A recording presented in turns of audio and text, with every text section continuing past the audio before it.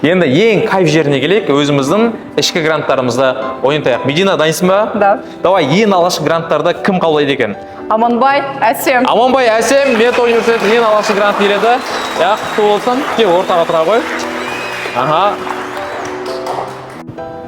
Құтты болсын. Мета университетінің екінші гранты историка курсының келесі оқушысы Құрманали Мадиярға табыстаймыз. Мадияр.